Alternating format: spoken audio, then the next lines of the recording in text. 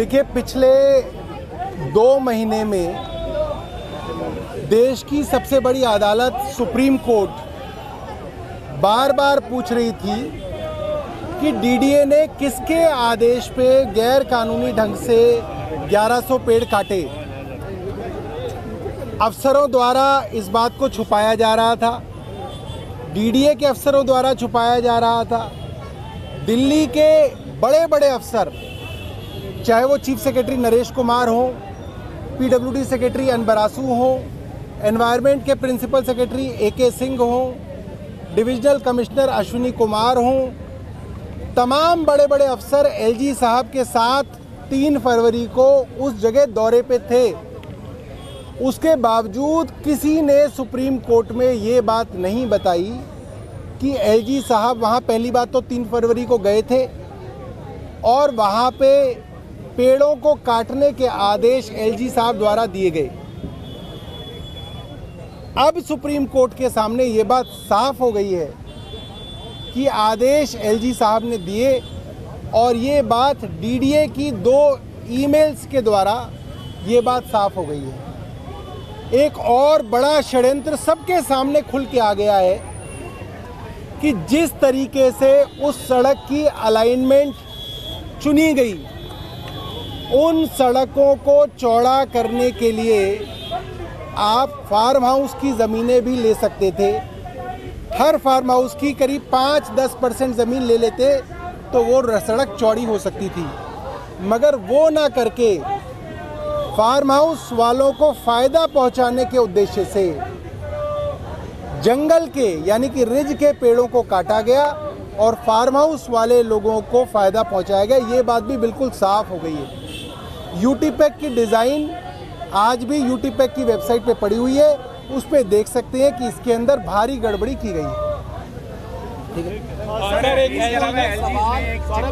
कहा कि जानबूझ के वो खाना नहीं खा रहे हैं, देखिए नहीं ले रहे हैं। मुझे तो ये पता था एलजी साहब सीमेंट की फैक्ट्री में काम करते थे, वो डॉक्टर भी हैं, डायबिटीज़ के स्पेशलिस्ट भी हैं।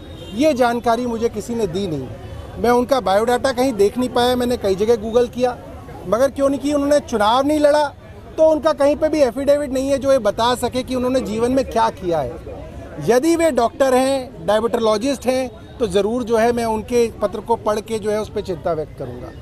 एक कावड़ का इशू है जो नाम बदलने का है, आरएलडी के बाद अब चिराग पासवान भी ये कह रहे हैं कि इस तरह का। देखिए, तीनों ने हमारे समाज में कई कुरीतियाँ रही, उनमें से एक सबसे बड़ी कुरीति ये रही कि दलित समाज से आने वाले हमारे भाइयों के घरों पे लोग खाना नहीं खाते थे, उनका हाथ छू जाए तो वो चीज़ नहीं खाते थे। आज अगर फल बेचने वाले, सब्जी बेचने वाले, ज़्यादातर भाई हमारे दलित समाज से आते हैं, अब वो लिखेगा कि मेरा नाम फलां फलां है, फलां फलां है, मैं नाम नहीं लेना चाहता क्योंकि वो भी गलत है, तो उससे उसकी जाति पता चलती है और आप जाति के आधार पे उसका शोषण होने के लिए एक ज़मीन तैयार कर रहे हैं।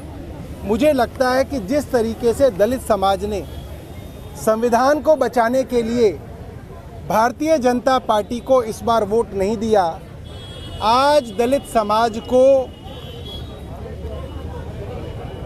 अनएम्प्लॉयड और बेरोज़गार करने की एक बड़ी साजिश की जा रही है ताकि हमारा दलित समाज बेरोज़गार हो जाए और इन लोगों के आगे घुटने टेक दे। हम ये होने नहीं देंगे। यूपीएससी के भी सिलेक्शन के ऊपर सवाल उठ रहे हैं। इस बीच जो उसके चेयरमैन यूपीएससी के मनोज सैनी, उन्होंने निजी कारणों से इस्तीफा दे दिया। देखिए, मैंने पढ़ा है उसके बारे में, मेरे को कोई बहुत जानकारी नहीं है उस मामले में, इसलिए मैं कुछ कह नहीं सकता हूँ। प्रोटेस्ट कर रहे हैं पेड़ काटने के ऊपर, क्या बोल रहे हैं? देखिए, पूरे देश में जब भी पेड़ों को काटा गया है, पर्यावरण के ऊपर ऐसी मार हुई है, तो लोगों ने ह्यूमन चेन बना के और पेड़ों से चिपक के पेड़ों को बचाने की कोशिश की है। आज वही ह्यूमन चेन हमने बनाई है कि एलजी महोदय को ये संदेश देने के लिए कि गैर कानूनी तरीके से आप दिल्ली के पेड़ों को नहीं काट सकते। जहां एक तरफ अरविंद केजरीवाल जी हर साल 50-50 लाख 60-60 लाख पेड़ लगाते हैं कि दिल्ली का ग्रीन कवर बढ़े।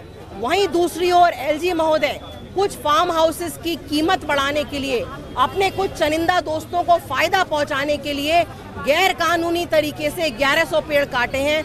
दिल्ली के पेड़ जो होते हैं दिल्ली के फेफड़ों की तरह काम करते हैं और आज हम ह्यूमन चेन बना के ये संदेश दे रहे हैं कि वो कुछ भी करना चाहें, आम आदमी पार्टी के एक एक कार्यकर्ता दिल्ली के पर्यावरण की रक्षा करने के लिए खड़ा है। आज ये बहुत ही अनोखा तरह से आप लोग पेड़ काटने के ऊपर में प्रोटेस्ट कर रहे हैं, क्या बोलना चाहेंगे? देखिए, एलजी साहब के निर्देश पर दिल्ली के अंदर 1150 पेड़ काटे गए, हरे भरे पेड़ काटे गए। एलजी साहब ने दिल्ली के अंदर कुछ पूंजीपति फार्म हाउस के मालिकों को बचाने के चक्कर में दिल्ली की सांसों को काटने की कोशिश की है। आज आम आदमी पार्टी के लोग यहाँ पर इकट्ठा होकर ज़बरदस्त विरोध प्रदर्शन कर रहे हैं। ह्यूमन चेन बना करके ये मैसेज देना चाहते हैं कि एक तरफ दिल्ली की सरकार पौधा वितरण का काम कर रही है, वृक्षारोपण का काम कर रही है, प्रदूषण से कैसे दिल्ली के लोगों को बचाया जाए उस पर लगातार प्रयास और काम कर रही है। वहीं दूसरी तरफ एलजी साहब ने दिल्ली की सांसों को रोकने के लिए 1150 पेड़ कटवा दिए, जो निहायत ही शर्मनाक है, निहायत ही निंदनीय है। आम आदमी पार्टी के लोग, दिल्ली के लोग एलजी साहब से ये जवाब चाहते हैं। हर मुद्दे पर बढ़ चढ़कर जोर जोर से बोलने वाले एलजी साहब आखिर खामोश क्यों हैं? दिल्ली वालों को बताएं कि आखिर उन्होंने दिल्ली की सांसों को क्यों रोका, आखिर 1150 पेड़ क्यों काटे। क्या बोलना चाह रहे हैं आप? देखिए, पेड़ बेज़बान होते हैं, हालांकि पेड़ मुस्कुराते भी हैं, सांस भी लेते हैं, और पेड़ आपको बहुत सांसें देते हैं, मुझे बहुत सांसें देते हैं। एक पेड़ 3 पीढ़ियों को फल देता है, ऑक्सीजन देता है, छाया देता है। और सब जानते हैं कि पूरे नॉर्थ इंडिया में, वैसे तो पूरी दुनिया में, लेकिन नॉर्थ इंडिया के अंदर प्रदूषण का कितना बुरा हाल है। एक तरफ दिल्ली की केजरीवाल सरकार लगातार पिछले 9 सालों से, जब से पावर में है, लगातार पेड़ पे पेड़ लगाई जा रही है और जितना हमारा लक्ष्य था हम उससे आगे चल रही है। आप देखिए दिल्ली की हरियाली, आप देखेंगे तो जितने महानगर हैं उनमें सबसे ज़्यादा है और हमने उसके ऊपर लगातार काम किया है। और दूसरी तरफ मोदी सरकार के नुमाइंदे एलजी साहब, वो एक सेंसिटिव जोन में जाते हैं और वहाँ पे जाने के बाद में वहाँ का मुआयना करते हैं और उसके बाद में 1100 पेड़ों को वहाँ पर काट दिया जाता है। आप बताइए, तो जीव हत्या है। आने वाले बच्चों को हम क्या देने के लिए जा रहे हैं? अब इसके लिए पेड़ क्योंकि बेजुबान है, वो खुद नहीं बोल सकते, तो आम आदमी पार्टी के कार्यकर्ता, विधायक, पदाधिकारी इस तरीके से पेड़ बन के खड़े हुए हैं, आरी हाथ में है, भाई सीधे ही मार दो ना लोगों को। इस तरीके से मुझे लगता है कि ये पूरा जीव हत्या का मामला बनता है, इससे छोटा मामला नहीं है।